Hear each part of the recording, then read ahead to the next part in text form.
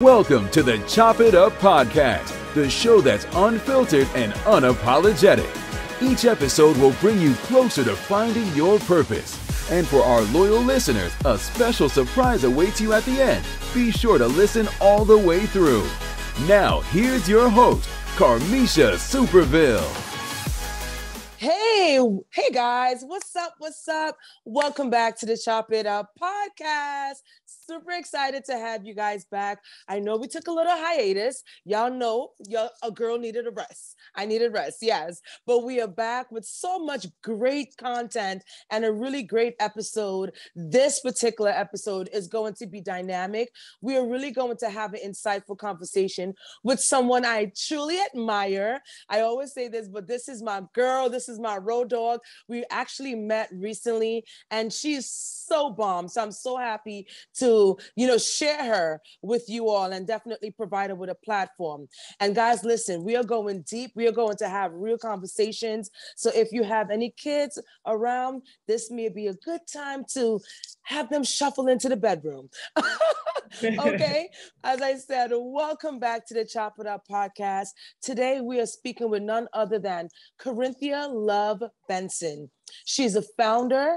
She's a former collegiate basketball player and a social entrepreneur. Corinthia, you ready to chop it up? I am ready to chop it up. We've been waiting for this moment, so I'm so happy that, I'm on this platform, able to share my journey and hopefully inspire anyone listening. So let's get into it.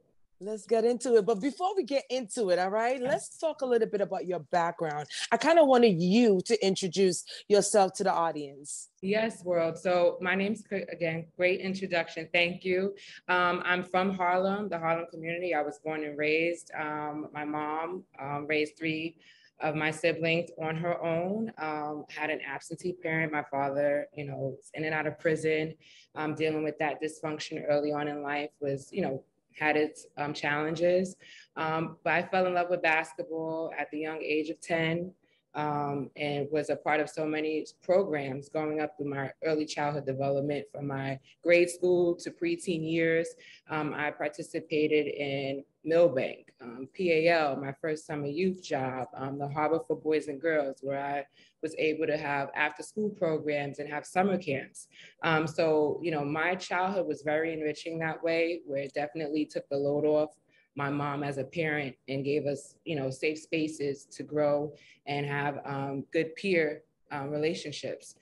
So after that, when I was 13, I participated in a specific program, which was Reach for the Stars, SCAN at the time, and was given a great opportunity to go to boarding school. So I left home at 13 years old and made a drastic decision, a great decision to change my environment and receive a great education. And so I went from Harlem to Plymouth, New Hampshire, literally Plymouth Rock, like that, all the way up there north. And it was a transformative experience. It has its challenges. Me being 13 years old, the only, Black girl in my class, and having just, a small amount of students of color in that white space. It definitely has its challenges. And they, at that time, I would say equity and inclusion initiatives were just a thing with getting students of color more comfortable being in that space. So yes, it was transformative. I was able to be successful academically and athletically, where I then obtained a scholarship to University of Delaware. And I played there for 4 years. I majored in political science and government, and was, dedicated to basketball. My first year, we were really good. We went to the NCAA tournament. Unfortunately, we lost in the first round in Michigan State, but it was just a great experience to be in that arena, competing at the highest level. And sophomore year, we struggled a little bit. We had all our seniors leave, and we went from like 26-6 to 6-26. So it was a hard rebounding year. And I went from playing, the two guard position to being a point guard. It was just a lot. My sophomore year was struggle. Junior year was better. We went on to have a winning season, which was 15-15. We broke even. Then my senior year, we had a great season. We had a outstanding year where we bounced back and had 20 plus wins. So it was like a high and low, and then, trek back up the mountain to being a winning program. So it had just ups and downs. And, those are the, moments that definitely mold us with being a team player, staying focused, staying dedicated to the game. And so that was my college experience, to sum it up. And then after college graduating, I returned back to Harlem, where I have been working in healthcare for the past 10 years. I worked at Mount Sinai, started entry level as a coordinator, went from there to a business associate, and then got an opportunity to work for their corporate office, which was part of a huge initiative facilitating hospital transfers and driving business to outpatient offices on different campuses. So got great experience there. That was my last 6 years of employment there. And I then I resigned, and then I, started my company, my nonprofit, Renaissance Center of Mastery. It was just a point in my life where I wanted change.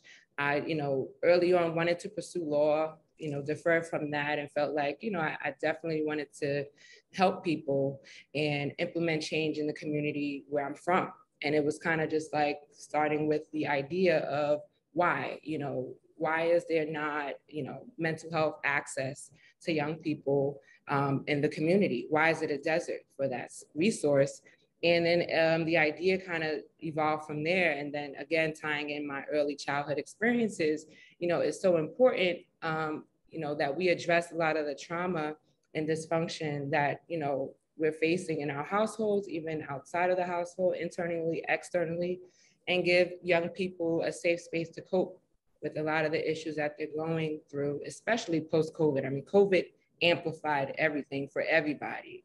And it's kind of like, what is the call to action? And it is to really promote equity and access to mental health, in my space and niche, to people who need it the most.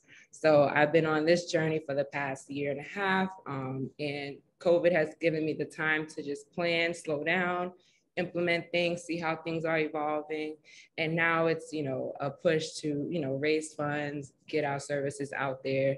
So again, it's been a labor of love, like everything that we're passionate about doing, right? So I'm just happy to be talking about mental health, definitely looking to educate people more on mental health as we become more accepting of the service and, drawing the stigma, driving that away, and how we view it. So, yes. Absolutely.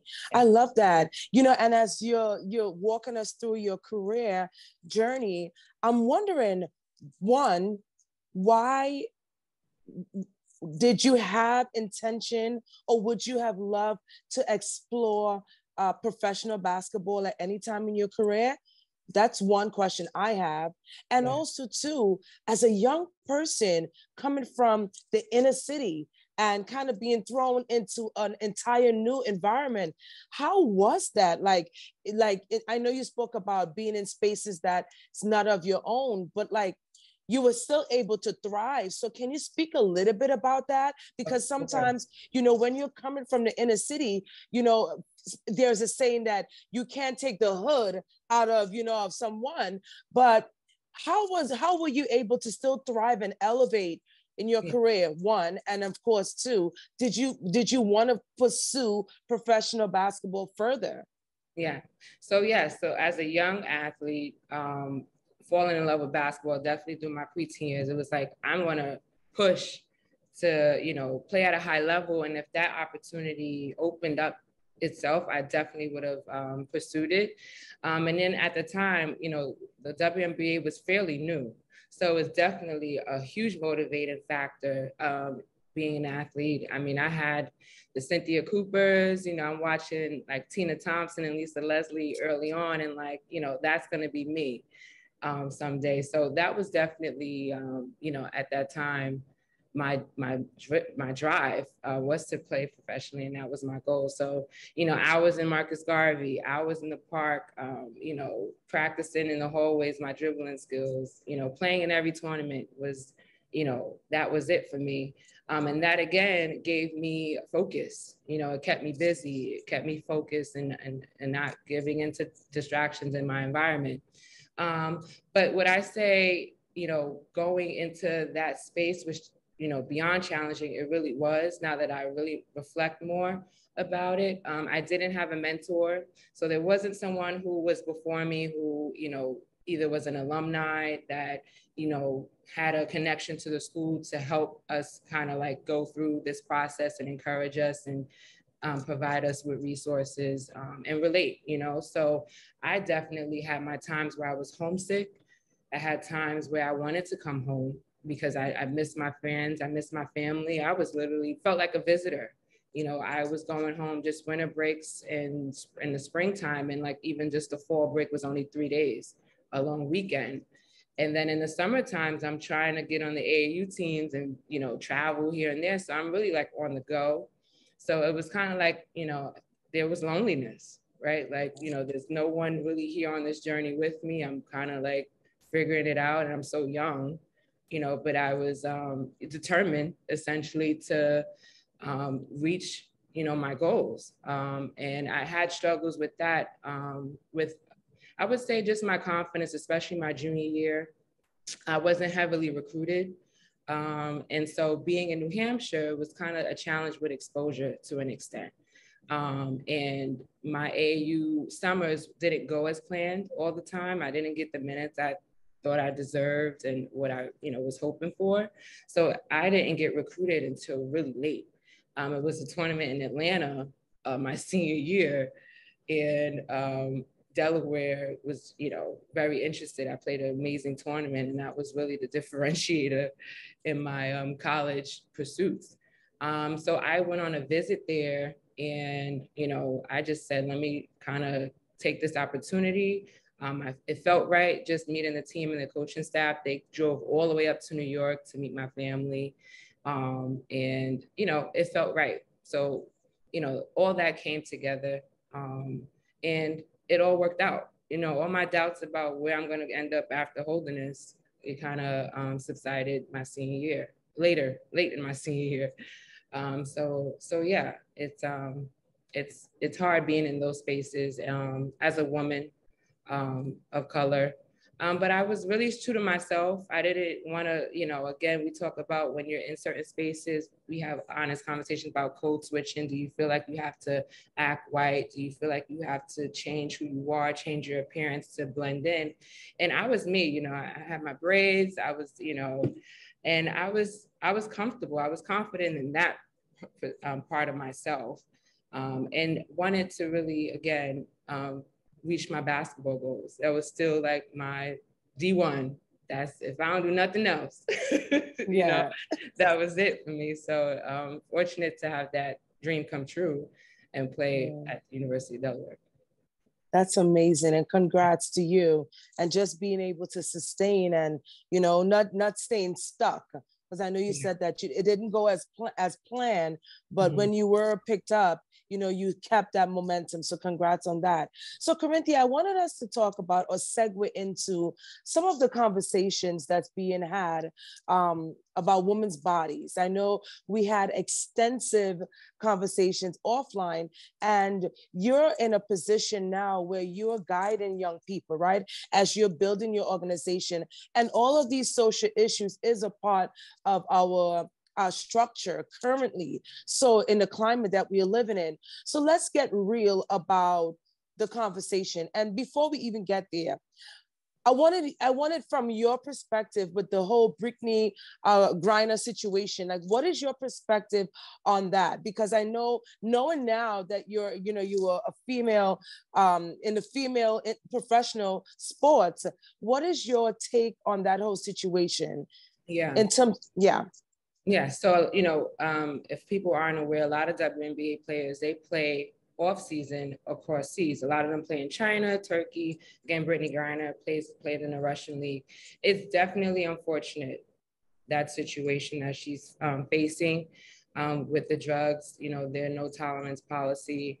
I think the timing of the Russian war, everything that's going on, and it's just unfortunate. I mean, she has lawyers, she has support. It's definitely now a hot topic with how that's going to be handled. And I, from my last notion of, news, I believe she pled guilty and she's facing up to 10 years in prison. Yeah. So it's kind of just like, wow, here's a superstar that, made a bad decision. She's having those contents in on her belongings. And it's like, wow. What is that landscape look like for other players that travel, to other countries, and how does that affect other players from the U.S. that played for Russia or travel out there? Will they not, continue to do so? I mean, it's just a lot depending on your emotional attachment to basketball. If you're a player, playing overseas, how does that shape, your decisions? And I just hoping for the best, and that she'll come home, that she'll be released. Well, everyone is saying that if this was LeBron, right? And we know that even that drastic comparison, but the reality is if this was LeBron, right? She would not be there that long. They would have done everything. The United States would have done everything in their power to get him back. And we know that there's some actuality to that, so the conversation is being had about women's bodies, right? Yeah. And I wanted us to get real about that because it seems that we are still in a suffrage movement. Right. A few years ago, we spoke about, I forgot what league it was. I think it was the tennis league, if I'm not mistaken, one of those female leagues, but they were talking about equal pay. There's been a lot of conversations about the lack of funding for female-led professional sports, right? And then we move out of sports and we go into the corporate sector, and women are earning 75% to the dollar of a man, right? If I don't have the metrics correct. But I'm saying this to say it feels like we are still in that women's rights movement where we are still fighting to be heard, to be seen, and then we dissect that further and we talk about Black women, right? And the disparities that's there. So I wanted us to get real and really have a conversation about what's happening right now with even the Supreme Court, right? With the decision to overturn Roe versus Wade. Now, I must be honest, I didn't know much about what was going on because, you're busy, you're not focusing with everything that's happening in the political climate. But when I start listening to other speakers and researching and doing my own research, I was really baffled that here you have, yet again, you have men, mostly men, making decisions on women's bodies, right? Yeah. And so I wanted us to get real. And if you care to share your personal story as why this decision by the Supreme Court is paramount and is detrimental to us women. If you care to share your story, this would be a great time because I think young girls, especially, Corinthia, they need to hear your story. They need to understand that this is bigger than what we think it is, So let's get into it. It's like we went back 50 years, right? Like we're talking about progress and there is no progress in sight with this decision. And I definitely, when I heard that Roe versus Wade was overturned, I immediately reflected, and I'm going to be in all honesty, to my situation, my abortion at 18 years old. And I got pregnant the summer before college, and I was devastated.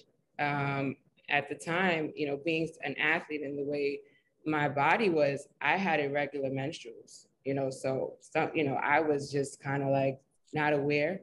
And so once I realized, I kind of just knew I'm eating and I'm sleeping a lot, okay, this is not, and I feel a little nauseous. I felt some of those symptoms. I'm like, whoa, what's going on? And I went and took a test and I was like, whoa, I'm pregnant.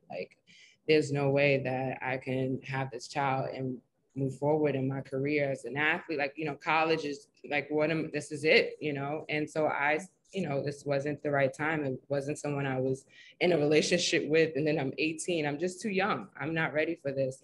And so having the ability to make that decision for my body at 18 and my future was everything. And so I'm just like, wow, you know, these people of this generation are not going to have that choice. Like, that's just, you know, it's terrible. It's a violation of our rights as women. And there's other statements out there that I, you know, want to address too. I forget the name, but it was, again, you know, more about statistics. And like, you know, like we said, we go through our lives and we have our autonomy, and sometimes we're in a bubble and we hear sound bites of information. There's so much information, right? Yes. And trying to filter that. But it was definitely a statement about the percentages of abortions and by what culture or race has the majority. And it was a statement that, you know, 60% of abortions are performed by Caucasian women. And it was kind of just like, well, you know, what is the behind the story? You know, what is the intent behind that? And, you know, these states that have already acknowledged that it's illegal or they're in the process of that, how is that really the harm that it's going to do?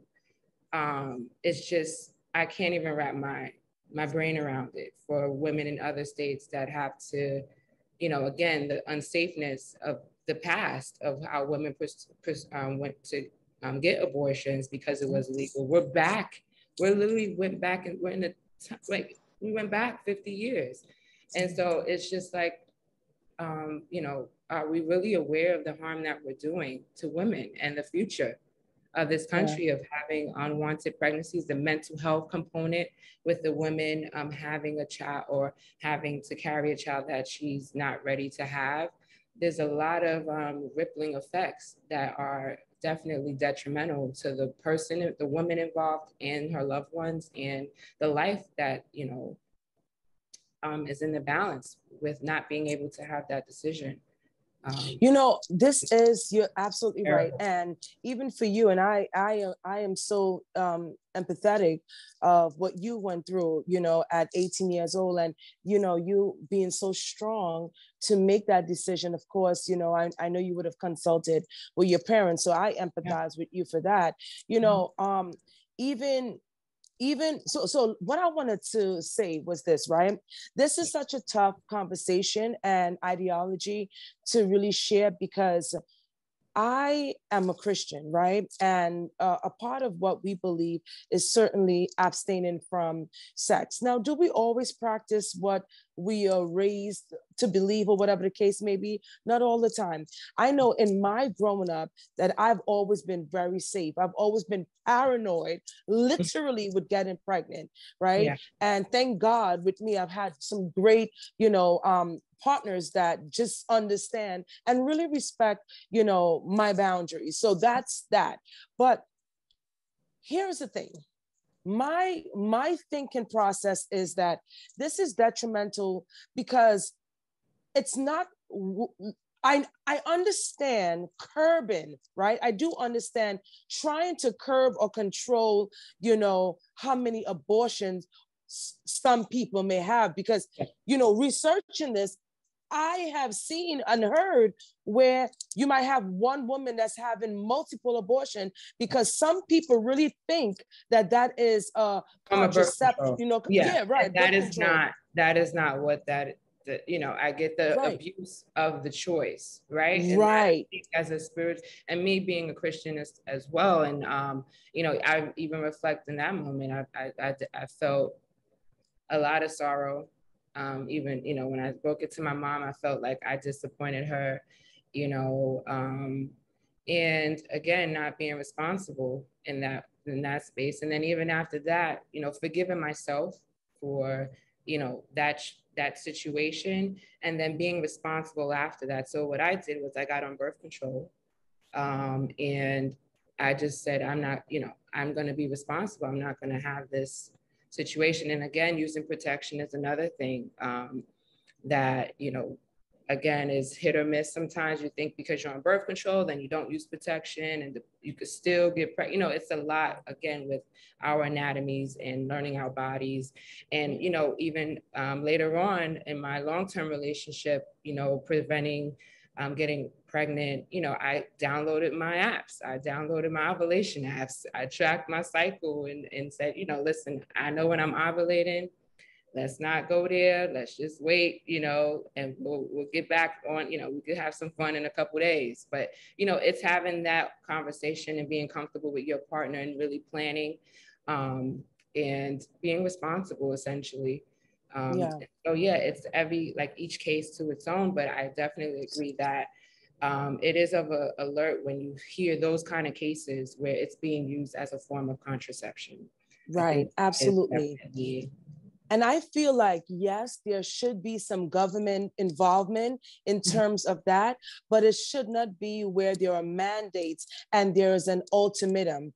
Because the thing is, even as a Christian, we have to take ourselves out of the narrative, right? Because we cannot force our beliefs and our lifestyles on the entire population. Yeah. But I do believe, so I'm between a rock and a hard place in terms of this entire situation, because it's like you can make a mandate, nationwide mandate such as that, and I know it's down to the state to adhere to the law, whatever the case may be, but every situation and every woman is different. And my whole thing is, why make this solely on women and not the responsibility of the partner? Because it takes two to make a baby for the most part, right? We ain't talking about them other babies they be making these days, you know, in the lab.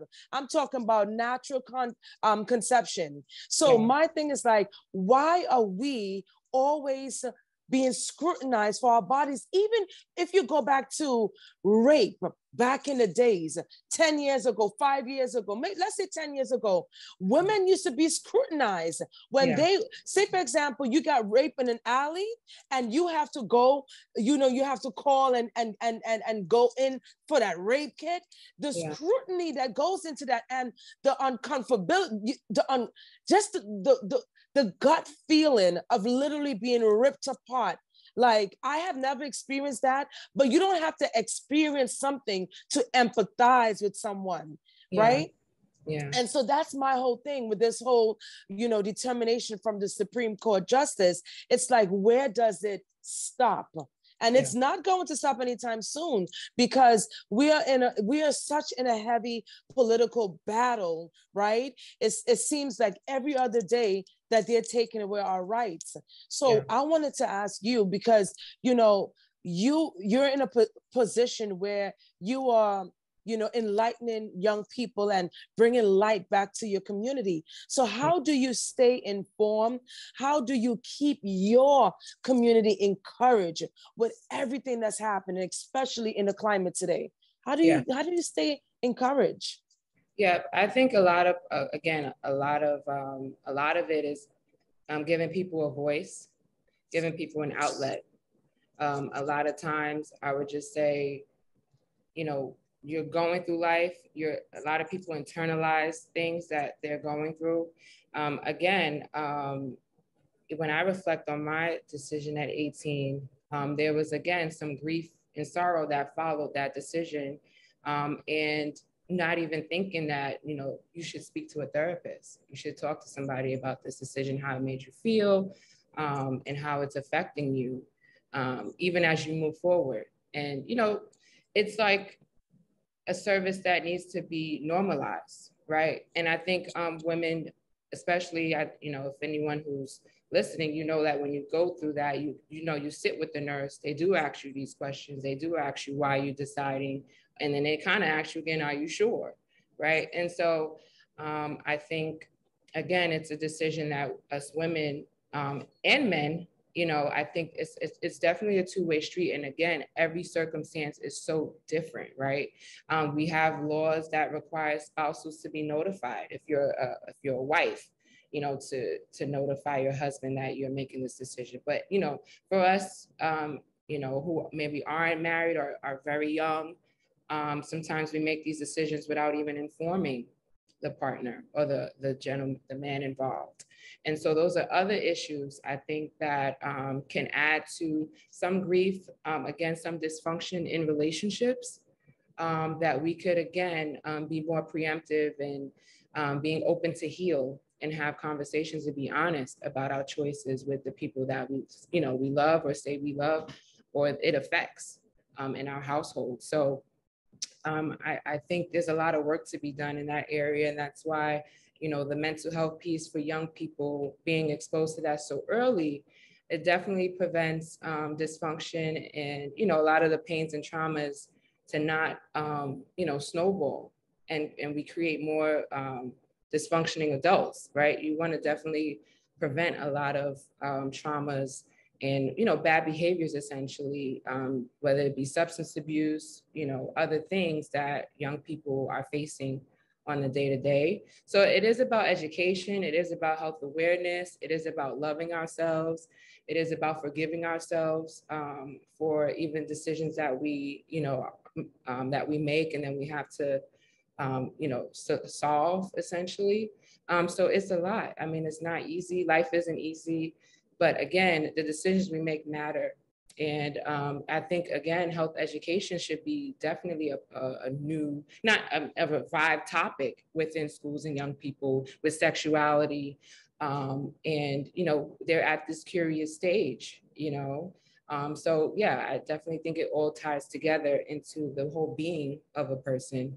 And we have to, again, have these conversations and educate young people in general. Yeah. I agree. Yeah. I agree.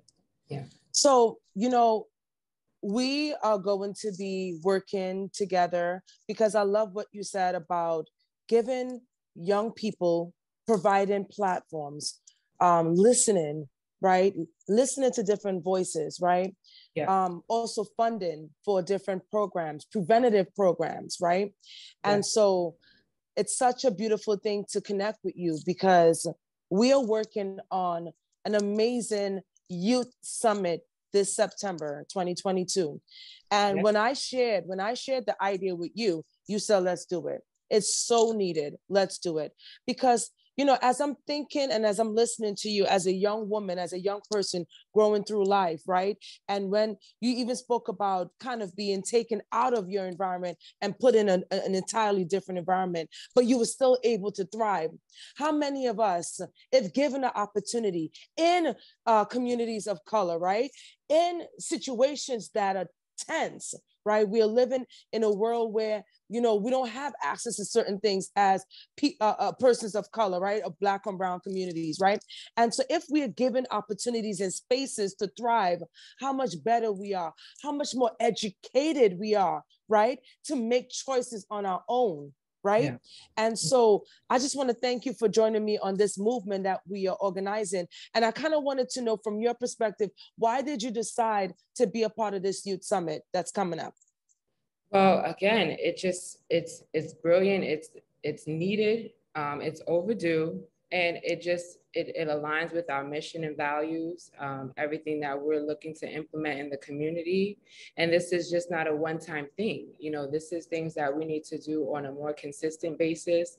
We need to know, people in our communities need to know that we're here for them, that we're showing up, that we're fighting for them, whether it's sending emails for funding, whether it's knocking down doors and expanding our network to meet more people so that we can be a vessel to help them and move our communities forward.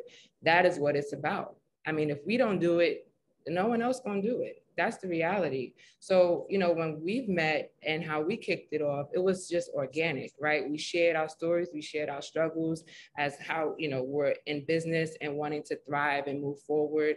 And we were honest with each other and we said, hey, I need this for my business. And you say, hey, well, I need this for my business. Oh, let's add value to each other. It's a no-brainer. We both are high performers and believe what we're doing. We're passionate about what we're doing. And that is that's it. That's the bond that, again, has impact when we come together and we put our minds and our creative juices and our thoughts and we flow. I mean, I'm looking forward to the summit that you're coordinating. And I'm happy that you thought of me. Absolutely. And it's just collaboration about over collaboration. competition. Yeah, we can't do it by ourselves. This is not a unilateral approach on any front. I mean, when it comes to businesses and trying to scale impact, we have to look to, look at other companies and businesses and say, hey, this person has something that adds value. And then, wow, they don't have this, but I can add value in this space. And that is exactly what we just discussed about the summit and doing. So I'm just looking forward to my part, doing my part and helping, the people involved. Absolutely. You know what's so crazy? Even as preparing for this episode, I was watching something on IG, Instagram this morning, and it so happened to be a clip where Jay-Z, was talking with an interviewer, and they were just chopping it up about kind of ownership and what does a 100% ownership really mean? And I love what Jay said. He said that you walk around saying 100% ownership. Ownership of what? What do you have ownership of? He spoke about it in relation to his wine, right? He has a liquor brand. I think his Ace of Spade, I believe. Okay, yeah, but he was speaking about it because he said for him, ownership meant partnering with a legacy company, right? Like LVH, and partnering with a legacy company that's been around for centuries. And even though giving up 50% of your ownership, right? But in order to partner, in order to have momentum, right? Yeah. And I love that. And it was such a great conversation that we know, like you just said, when you're like-minded, but we need to do so much more of that work. And we got to be so intentional with that work, especially as women.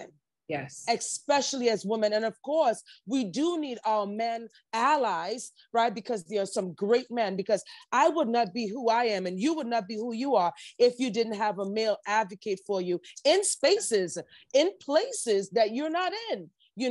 And so we do need our men ally to come to the forefront and say, no, this isn't right. Let me see what I can do. Let me reinvest. Let me fund programs that can help you elevate, right? And so for us, for me, and having you be a part of this youth summit, it is of the essence that we do it.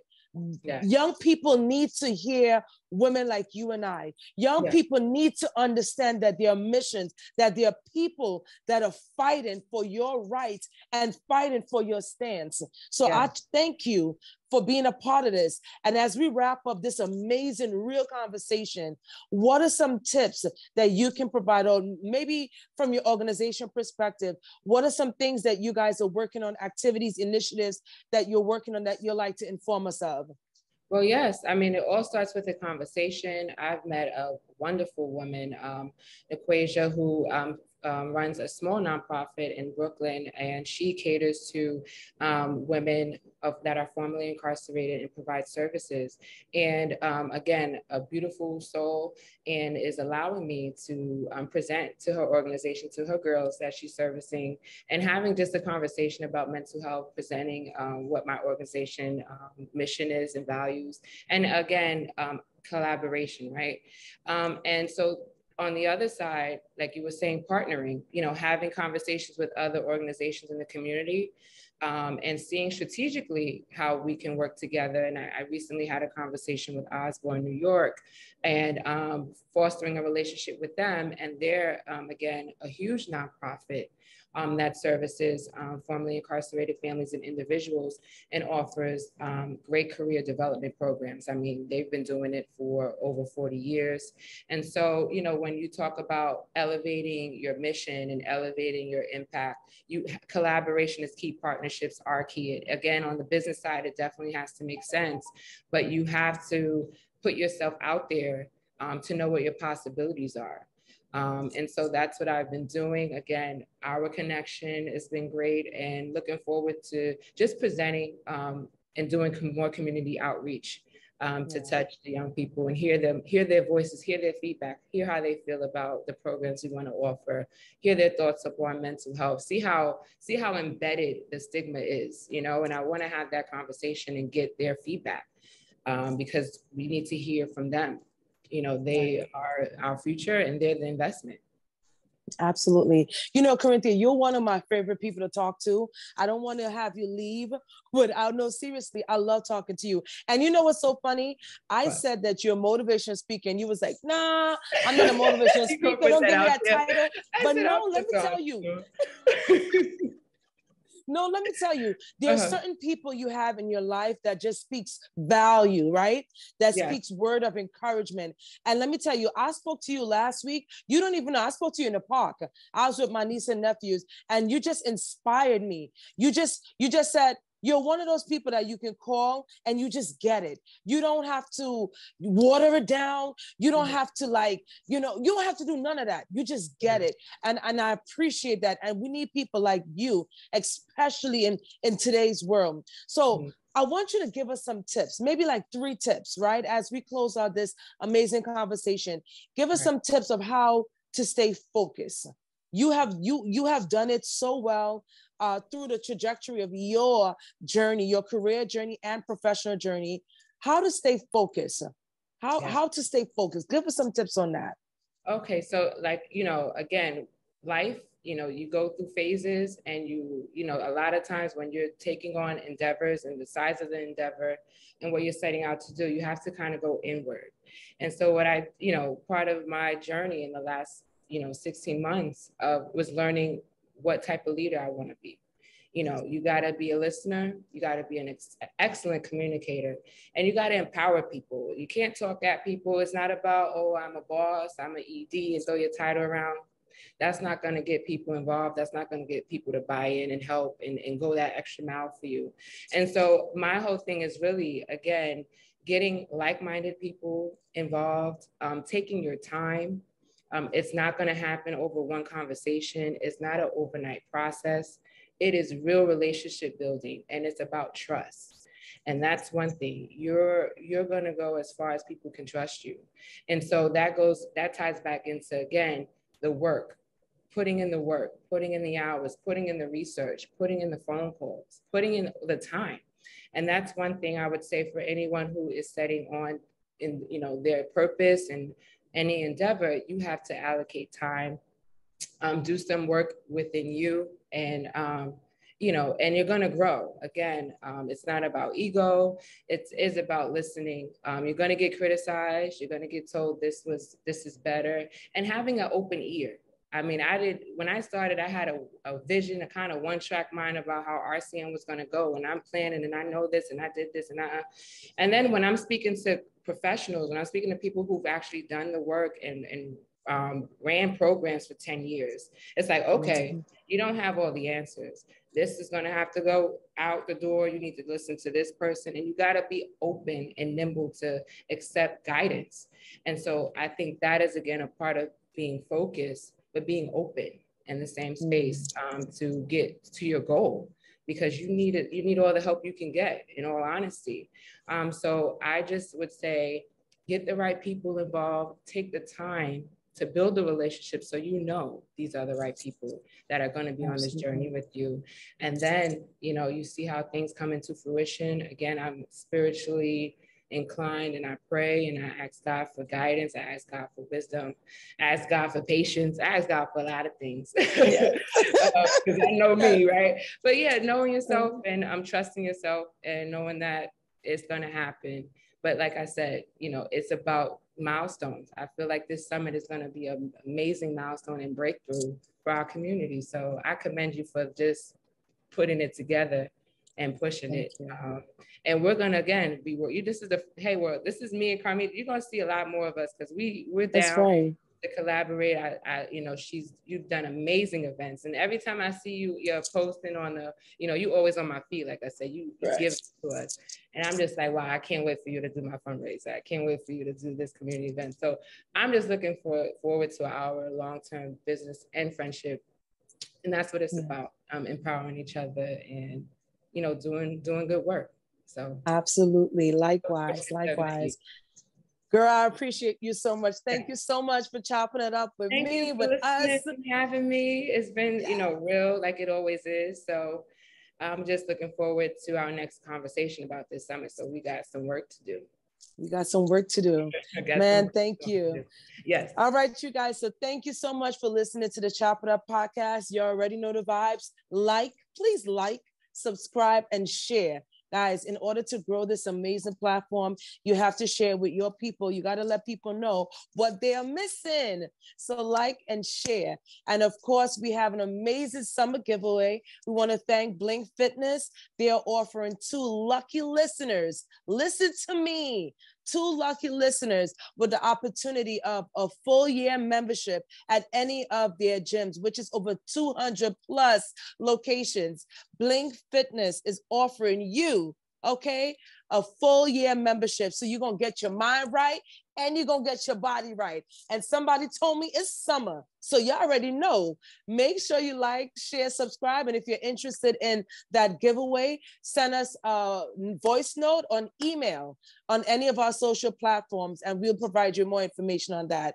It's been an honor speaking to you, Corinthia Love Benson, founder. It's Superville, emphasis on the super. Hey. Listen, it's been a pleasure, man. Listen, yes. Founder, social entrepreneur. We in this together. I wish you many, many more success as you do the same for me. Yes. And we're going to see you on the next Chop It Up. Yes. Bye. Bye.